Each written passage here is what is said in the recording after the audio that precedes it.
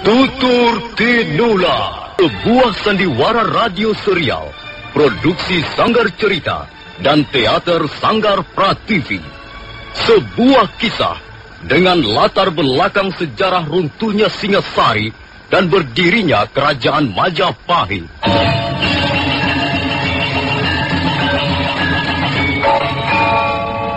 Kali ini mengetengahkan episode ke-8 dengan judul Angkara Murka Merajalela.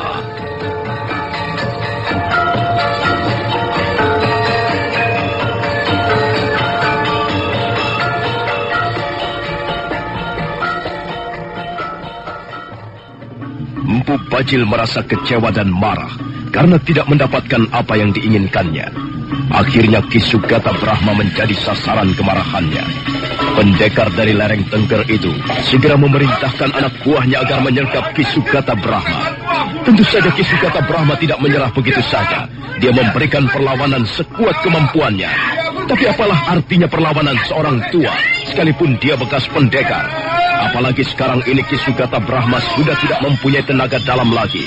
Seluruh ilmunya sudah diwariskan pada Sakawuni. Maka dalam waktu yang tidak terlalu lama, Empu Bajil dan kaki tangannya berhasil merobohkan orang tua itu.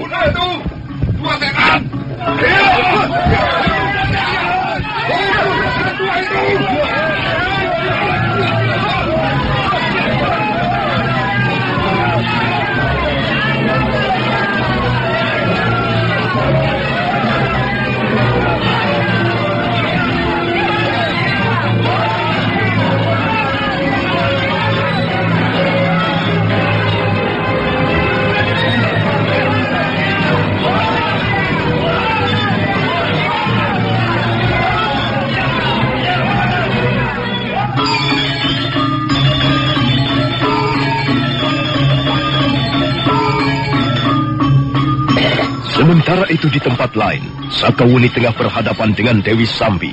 Dua orang pendekar wanita itu kini sudah mulai mempersiapkan jurus-jurus mautnya.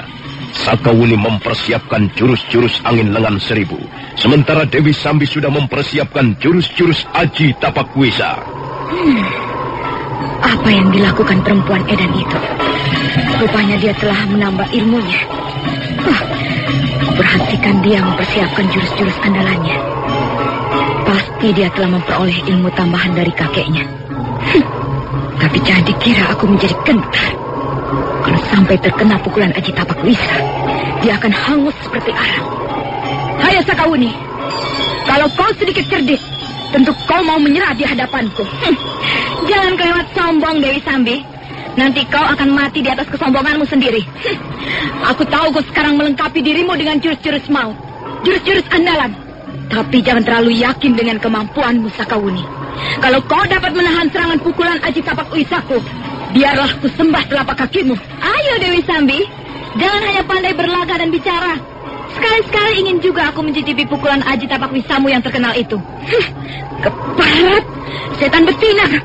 Kali ini kau akan mampus, Sakawuni.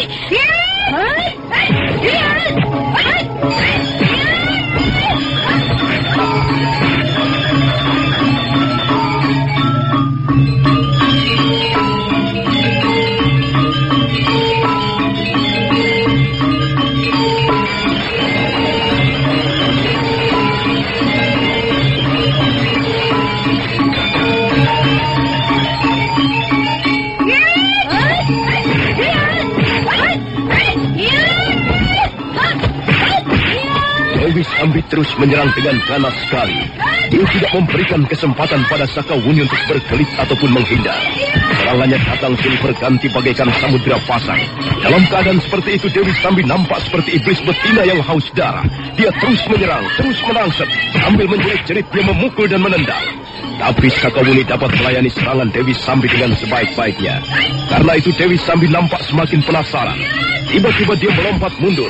Tangan kanannya diayun-ayunkan ke udara. Dan kemudian secepat kilat dia memburu Sakawuni. Mampuslah kau, Sakawuni, sekarang.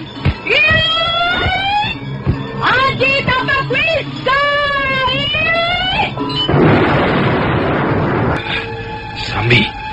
Sambi, ada apa dengan dirimu, Sambi? Sambi! Oh, Rupanya dia baru saja terlibat pertarungan sengit, Kakang. Sambi.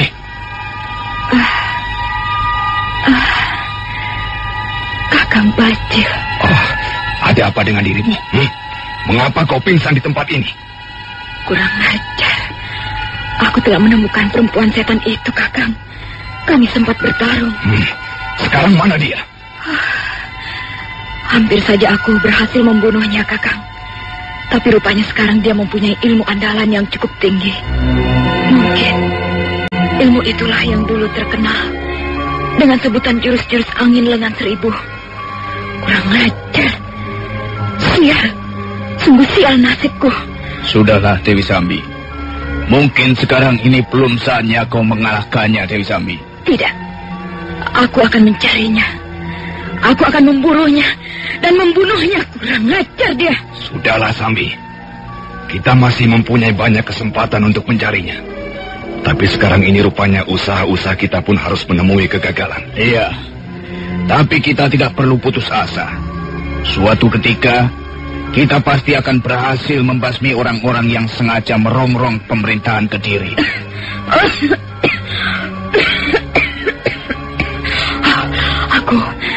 Aku masih penasaran, Kakang Renteng. Agaknya kau terluka dalam, Sambi. Iya. Kami berdua sempat bertarung beberapa jurus.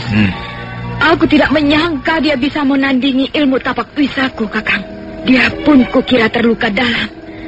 Tapi sama-sama terluka dalam, Kakang. Apakah luka dalammu tidak berbahaya, Sambi? Kukira tidak, Kakang Bajil. Kukira aku masih dapat mengatasinya. Kalau begitu, syukur. Bagaimana dengan Ki Sugata Brahma, Kakang? Dia sudah mampus. Macan ompong itu sudah tidak ada artinya lagi. Dia memang berusaha memberikan perlawanan, tapi perlawanannya sangat empuk. Dia tidak mempunyai kekuatan apa-apa lagi. Dia seperti seonggok kapas kering, dan akhirnya dia binasa di tangan Adi Renteng. Ya, aku sendiri heran. Ternyata pendekar lengan seribu hanyalah tinggal sebuah nama. Kejayaannya di masa lalu sudah lewat. Tapi sekalipun pedang kuningku berhasil membunuhnya, sama sekali aku tidak merasa bangga. Nah, kalau begitu marilah kita kembali ke Jasun Wungkal. Tak ada apa-apa lagi di desa Tanibala ini. Ayo Sambi, naiklah ke atas kudamu. Mari kita berangkat.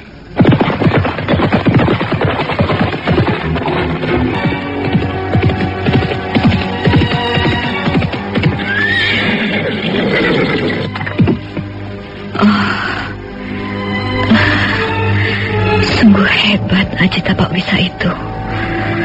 Kalau aku tidak membentengi diriku dengan jurus-jurus angin lengan seribu, kukira tubuhku sudah hangus termakan racun.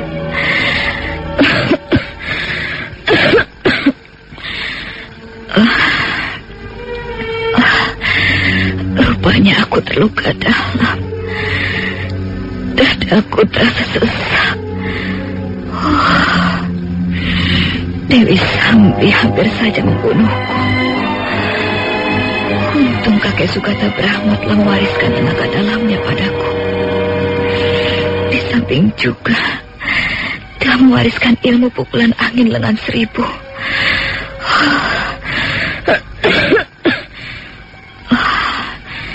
Di mana aku sekarang ini? Agaknya aku sudah cukup jauh meninggalkan desa Tanibala. Luka dalamku ini pasti mengandung racun. Kalau begitu, sebaiknya aku ke Bukit Panampihan untuk menemui ibu. Aku tidak sudi binasa menjadi korban ajian Tapak Wisa.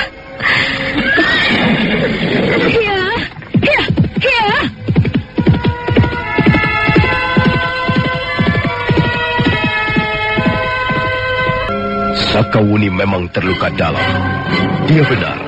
Kalau saja dia tidak membentengi tubuhnya dengan ilmu pukulan angin lengan seribu, tentulah dia sudah binasa di tangan Dewi Sambi. Sekarang dia bermaksud pergi menemui ibunya di Bukit Panampihan. Dia terus berkuda meninggalkan kaki Gunung Bromo. Setelah menyeberangi Sungai Brantas, dia segera tiba di Candi Kidal. Gadis itu mengarahkan kudanya ke tenggara, ke kaki Bukit Panampihan.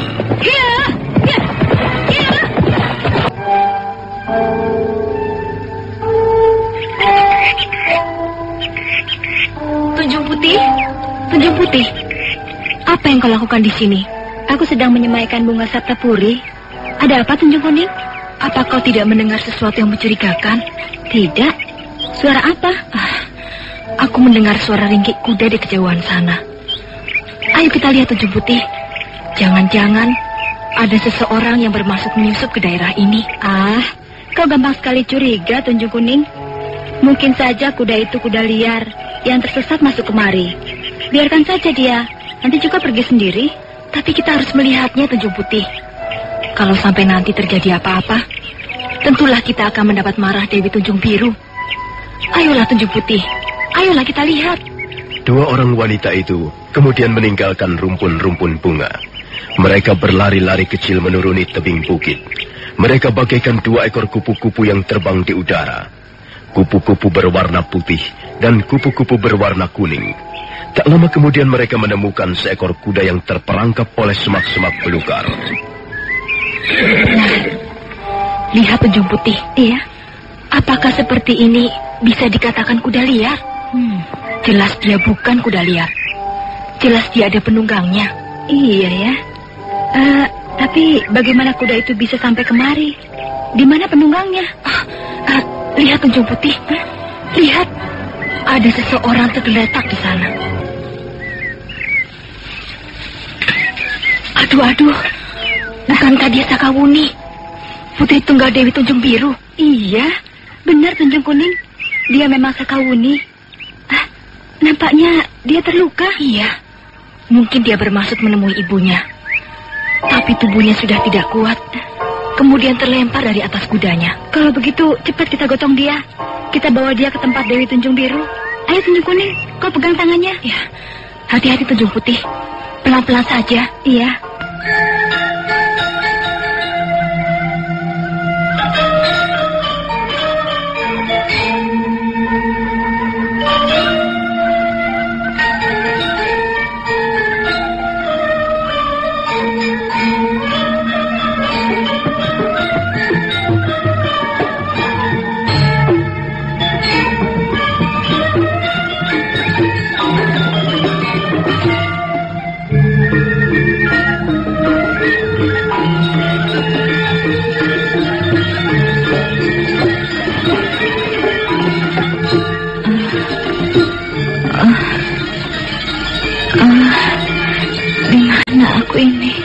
Kau di sini, anakku.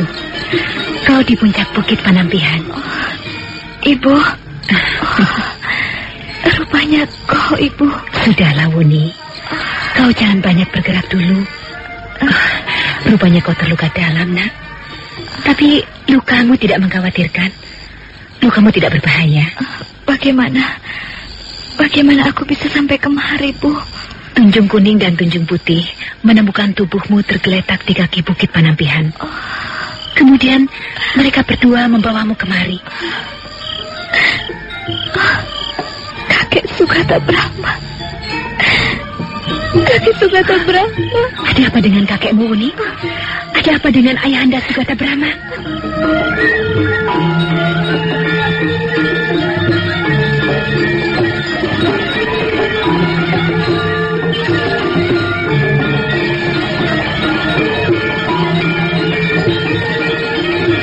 Sakawuni kemudian secara ringkas menceritakan apa yang telah menimpa diri kakeknya.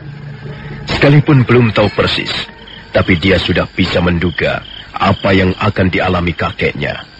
Empu bajil dan kaki tangannya memang terkenal bengis dan kejam. Ayu Pupuh sangat sedih mendengar cerita yang baru saja dipaparkan anak gadisnya.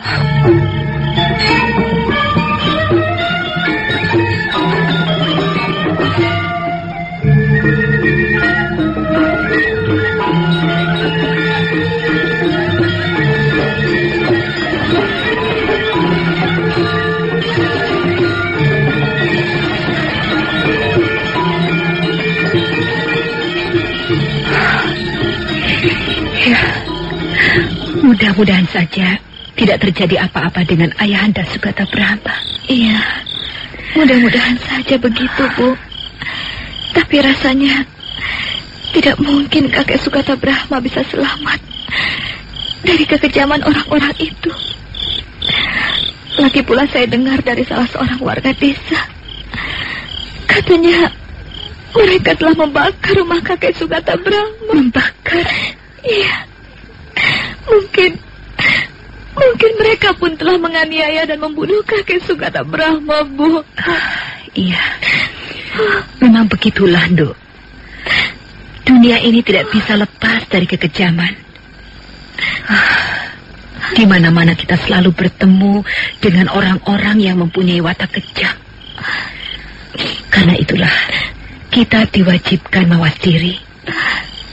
Marilah kita perbaiki diri kita sendiri mulai sekarang. Sudahlah, Nduk. Lebih baik sekarang ini kau istirahat. Seharian lamanya kau pingsan. Keadaan tubuhmu sangat lemah. Kau butuh istirahat, Nduk. Iya, Bu. Uni. Iya, Bu. Kau sudah minum air rendaman bunga tunjung biru yang Ibu berikan? Sudah, Bu. Sudah 2 kali. Lalu bagaimana keadaanmu sekarang? Dadaku tidak terlalu sesak lagi, Bu. Aku bisa bernafas dengan lega sekarang. Syukurlah. Kau masih harus minum obat itu beberapa kali lagi. Oh ya, apa kau ingin kembali lagi ke desa Tanibala, Wuni? Entahlah, Bu. Aku belum merencanakan apa-apa. Kalau begitu, mengapa kau tidak di sini saja bersama Ibu? Tidak, Bu. Tidak. Aku tidak bisa tinggal bersama Ibu di sini. Mengapa begitu, Wuni? Tinggallah di sini bersama Ibu. Kita bisa hidup tenang di sini. Tidak, Bu. Aku masih mempunyai urusan yang lain. Oh ya, bagaimana dengan teman baikmu itu? Maksudku, Arya Kamandanu.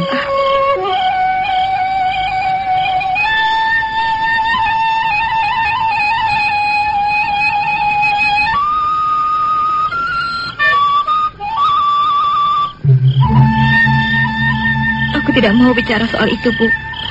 Lebih baik kita bicara yang lain saja. Mengapa, Nduk? Apakah dia sekarang tidak bersamamu lagi? Apakah dia sudah pergi dari desa Tanibala? Dia bukan sahabatku lagi. Dia sekarang sudah menjadi musuhku, Bu. Bu, apakah semua laki-laki seperti itu? Apa maksudmu, Nduk? Apakah semua laki-laki itu penipu? Aku merasa tertipu. Aku merasa dipermainkan. Aku benci. Aku benci laki-laki. Kurang ajar Arya Kamandanu. Suatu ketika dia harus mendapat balasan dariku. Aku tidak terima. Aku tidak terima, Bu. Tenanglah, Uni. Sabarlah, anakku. Apa sebenarnya persoalannya? Semula aku menaruh kepercayaan kepadanya. Semula aku kira dia masih sendirian. Tapi ternyata dia sudah mempunyai seorang istri, Bu. Dia sudah mempunyai istri. Coba, Bu. Apa aku tidak malu? Aku malu sekali, Bu. Aku malu pada diriku sendiri. Kurang ajar. Kurang ajar. Awas kau, Kamandanu. Sudah, Landu. Sudah. Jangan mengumbar perasaanmu. Kau harus dapat mengendalikan dirimu. Ya, kalau Arya Kamandanu sudah mempunyai istri, sebaiknya kau mundur secara baik. Kau tidak perlu memikirkan seorang laki-laki yang sudah mempunyai istri. Kau tidak ingin mengulangi pengalaman ibu, bukan? Semua laki-laki itu bajingan tengik, Bu. Mereka harus dibunuh satu persatu. Itu tidak menyelesaikan masalah, Huni. Semula ibu juga bersikap demikian. Tapi akhirnya ibu sadar. Akhirnya ibu bisa berserah diri pada nasib. Dengan perasaan sedih bercampur kecewa, Sakawuni menceritakan perihal Arya Kamandanu.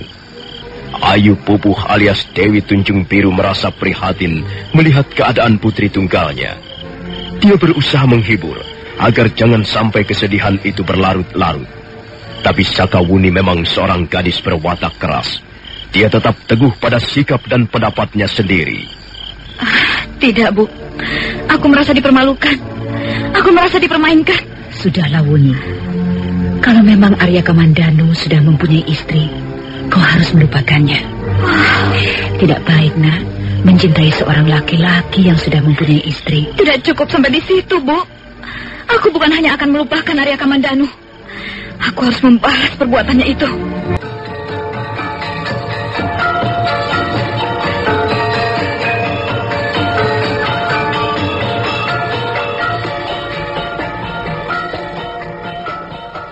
Kawuni, kasihan gadis itu. Semua ini karena salahku. Seharusnya aku berterus terang sejak semula. Tapi, ya, semuanya sudah terjadi. Mau apa lagi? Kakang, mengapa kau duduk-duduk di luar?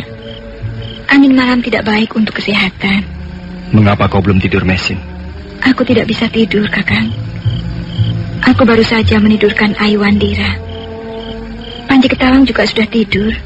Sebaiknya kau tidur. Kau baru saja melahirkan. Tubuhmu masih lemah. Kau membutuhkan istirahat yang banyak. Entahlah, Kakang. Aku tidak bisa tidur.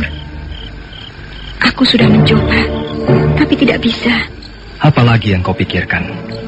Aku tidak memikirkan apa-apa. Kau tidak usah cemas. Bukankah aku sudah berada di sampingmu kembali? Aku tidak cemas, Kakang. Aku sekarang ini merasa cukup bahagia. Aku tidak ingin kau tinggal pergi lagi, Kakang. Aku tidak akan pergi lagi. Untuk apa? Aku pun cukup bahagia tinggal bersamamu. Tempat ini sangat nyaman untuk dihuni.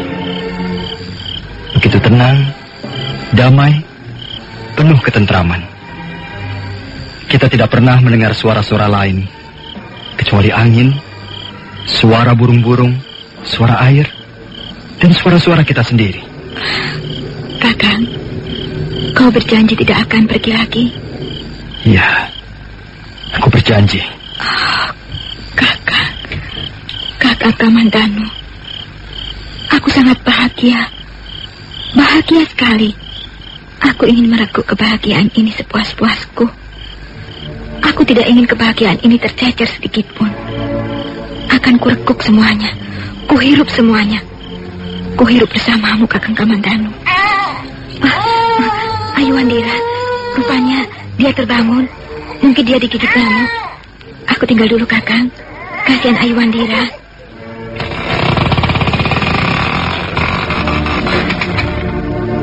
Oh, dia pasti menyusui bayinya. Aku selalu tidak tahan setiap kali melihat dia menyusui anak Arya Dwi Pangka. Ya, bayi itu memang tidak bersalah. Dia masih putih, tak berdosa. Tapi bagaimana dengan bapaknya? Bapaknya telah menghancurkan hidupku. Bapaknya telah membuat kematian banyak orang. Bapaknya telah menghancurkan keluarga Hanggareksa. Arya Kamandanu, mengapa hatimu selalu digoncang prahara seperti ini? Mengapa jiwamu selalu terombang-ambing di tengah kebimbangan dan keraguan-raguan? Kapan badai ini berlalu? Kapan angin taufan ini berhenti? Kapan aku memperoleh ketenangan hati?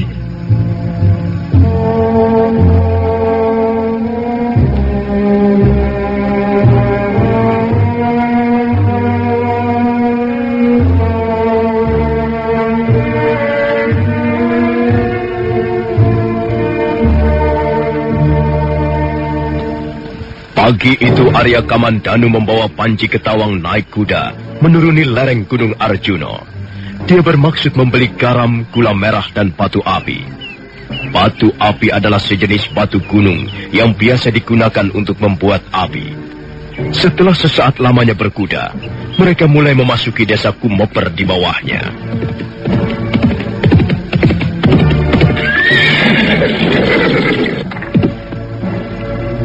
Mengapa berhenti, Paman? Kau tidak merasa lelah? Tidak, Paman. Saya belum lelah. Kita terus saja, Paman. Baiklah. Peganglah pinggang Paman kuat-kuat. Kita teruskan perjalanan.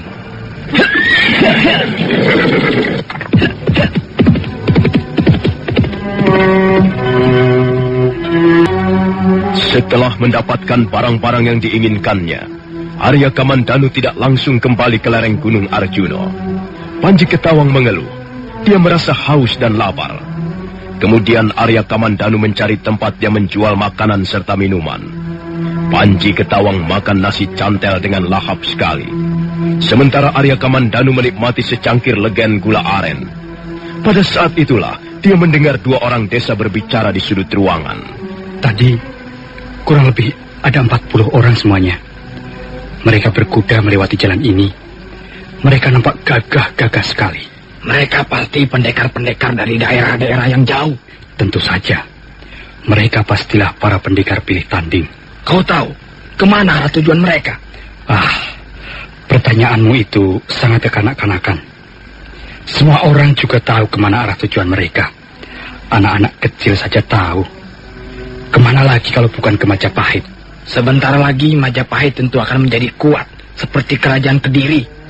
Itu jelas. Bahkan mungkin akan jauh lebih kuat dibanding kerajaan Kediri. Gusti Sang Rama Wijaya itu memang hebat. Jangan bodoh, Monyong. Kalau tidak hebat, beliau tidak akan banyak mendapat dukungan. Bayangkan saja, hampir semua desa mendukung beliau. Paling-paling yang tidak mendukung hanya lurah dan kaki tangannya saja. Ya, beliau memang hebat. Beliau bukan bangsawan sembarangan. Beliau bukan saja sakti, tapi beliau juga seorang yang arif bijaksana. Hatinya sangat mulia. Beliau bekerja untuk orang-orang kecil. Beliau ingin membangun sebuah negara yang sentosa dan damai, di mana rakyatnya memperoleh keadilan dan ketentraman hidup. Tidak seperti pemerintah Kediri sekarang ini. Apa itu Jawa Katwang? Apa itu Arda Raja? Mereka hanyalah para pemimpin yang ingin menikmati kekuasaan untuk dirinya sendiri. Tai bebek. Jangan keras-keras. Nanti ada mata-mata pemerintahan Kediri yang mendengar. Bisa celaka kau. Kepalamu bisa putus dipancung algojo-algojo pemerintah Kediri. Ya. Aku lupa. Nah, jangan sampai lupa. Bahaya. Kecuali nyawamu rangkap 1000. Apa kau ingin mampu seperti warga Cungkrang tempo hari? Gara-gara mengejekkan pemerintah Jaya Katwang, dia langsung dibunuh di tempat itu juga. Ya, kita memang harus hati-hati. Walaupun tidak menyukai pemerintah Kediri, kita toh masih ingin hidup terus. Iya.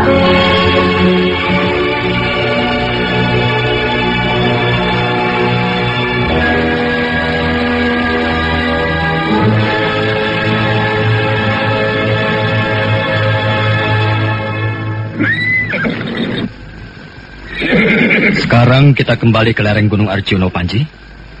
Bagaimana dengan barang-barang yang kita beli? Apakah batu api itu cukup bagus? Cukup bagus, Paman. Saya sudah mencobanya. Hati-hati. Jangan sampai garam dan gula merahnya tercecer di jalanan. Kita sangat membutuhkan barang-barang itu untuk kebutuhan sehari-hari. Lihat, Paman. Ada orang yang berkuda menuju kemari. Lebih baik kita diam saja, Panji. Jangan mengganggu mereka. Maaf, Tuan. Apakah jalan ini menuju ke Pedukuhan Majapahit? Benar, Tuan. Kalau Tuan-Tuan terus mengikuti jalan ini, Tuan-Tuan akan tiba di Pedukuhan Majapahit. Pedukuhan itu letaknya di tengah-tengah hutan tarik, Tuan. Apakah Majapahit masih jauh dari sini? Masih cukup jauh, Tuan. Kalau Tuan-Tuan terus berkuda tanpa istirahat, barangkali menjelang tengah malam nanti Tuan-Tuan baru akan tiba di Pedukuhan Majapahit. Oh, baik. Terima kasih, Tuan, atas keterangannya. Ayo kita lanjutkan perjalanan. Kita harus berkuda tanpa istirahat. Kita harus segera tiba di Majapahit. Jangan sampai kita mengecewakan Gusti Sang Rama Wijaya. Ayo berangkat.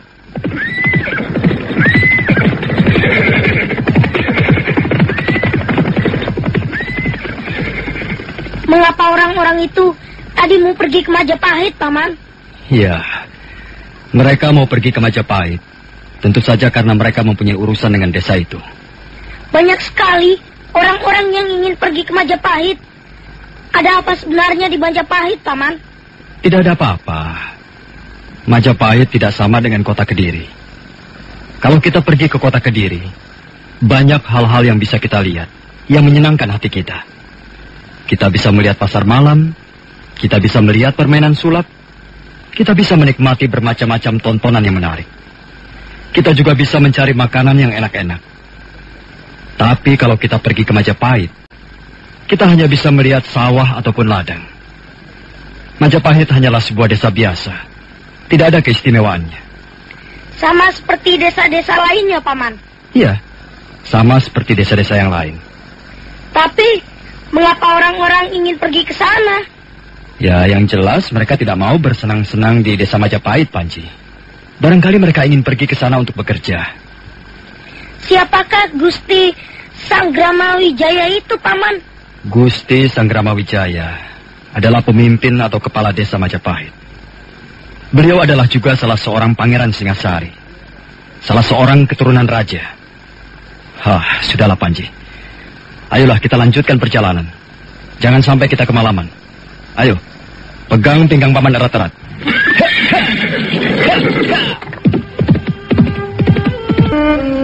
Kudengar orang-orang mulai membicarakan desa Majapahit.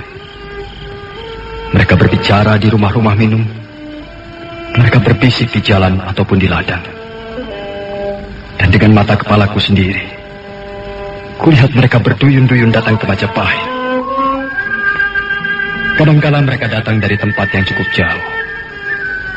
Kebanyakan mereka adalah anak-anak muda. Tapi ada juga di antara mereka yang sudah berusia cukup lanjut. Mereka berkuda dengan gagahnya. Kulihat wajah-wajah mereka dipenuhi semangat perjuangan. Apa sebenarnya yang membuat mereka begitu yakin? Sepertinya mereka tidak lagi memikirkan urusan-urusan pribadi. Sepertinya mereka ditarik oleh suatu kekuatan raksasa yang pusatnya berada di tengah-tengah pedukuhan Majapahit.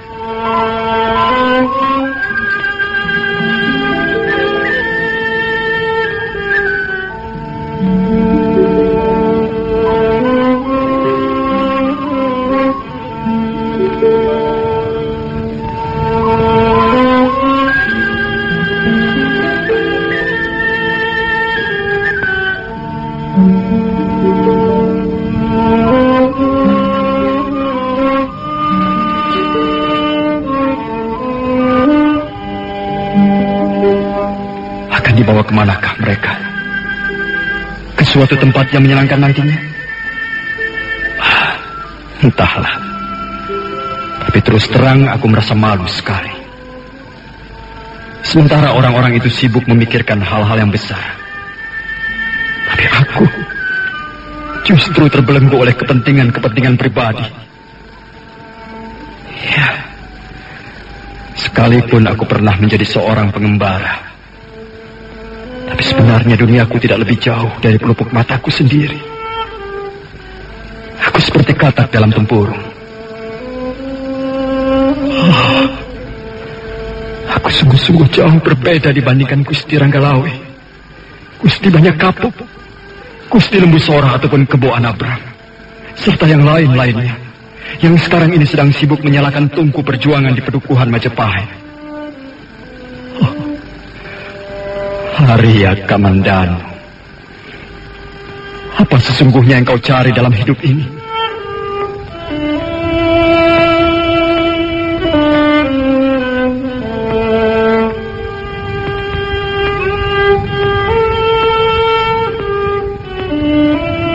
Ayolah kita makan bersama. Tidak, Mesin. Aku belum bernafsu. Aku sedang memikirkan sesuatu.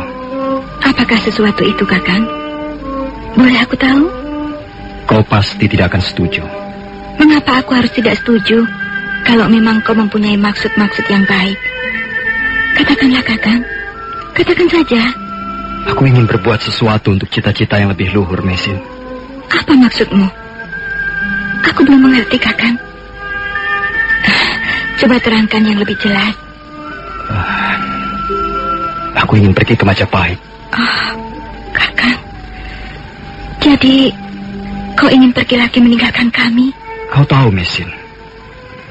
Sekarang di negeri ini sedang terjadi perubahan nilai-nilai. Nampaknya pemerintah Kediri tidak disukai rakyatnya. Rakyat banyak yang tidak puas. Dan nampaknya mereka mengharapkan suatu tatanan baru yang lebih mapan. Siang tadi, ketika aku dan Panji mampir di desa Kumeper, kami melihat banyak sekali orang-orang berkuda. Mereka datang dari tempat-tempat yang cukup jauh. Dan mereka ingin pergi ke Pedukuhan Majapahit untuk bergabung dengan Gusti Sang Ramawijaya. Dalam hati kecilku, aku merasa malu sekali. Aku merasa kecil. Dan tiba-tiba saja timbul keinginanku untuk mengikuti jejak langkah mereka. Aku ingin pergi ke Majapahit. Aku ingin menghadap Gusti Ranggalawe untuk melamar bekerja di Pedukuhan Majapahit. Aku ingin bergabung dengan Gusti Sang Ramawijaya, Mesin. Tapi, bukankah kau sudah berjanji tidak akan meninggalkan kami lagi? Kau sendiri tahu, Kakang. Aku baru saja melahirkan. Kami semua sangat membutuhkan kehadiranmu.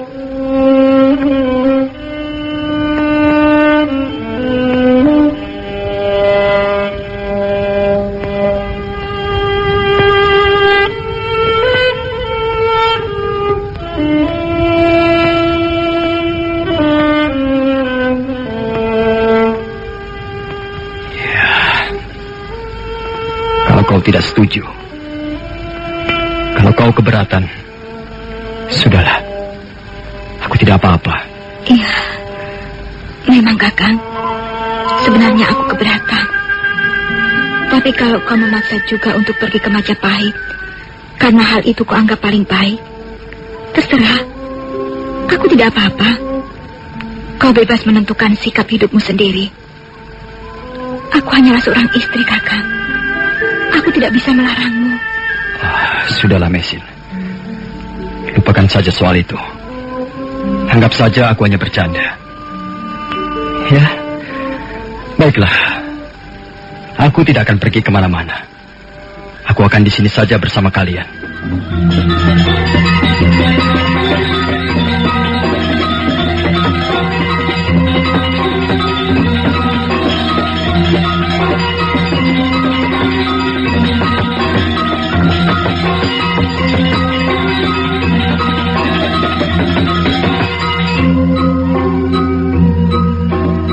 Arya Kamandanu nampak sangat kecewa, tapi dia tidak ingin memaksakan kehendaknya. Dia terpaksa membatalkan keinginannya untuk pergi ke Majapahit.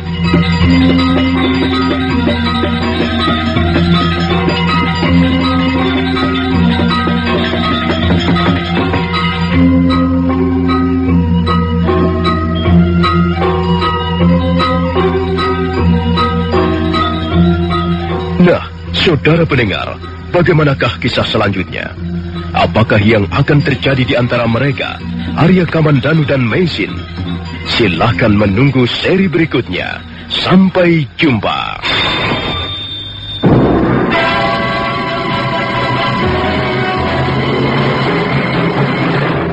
Demikian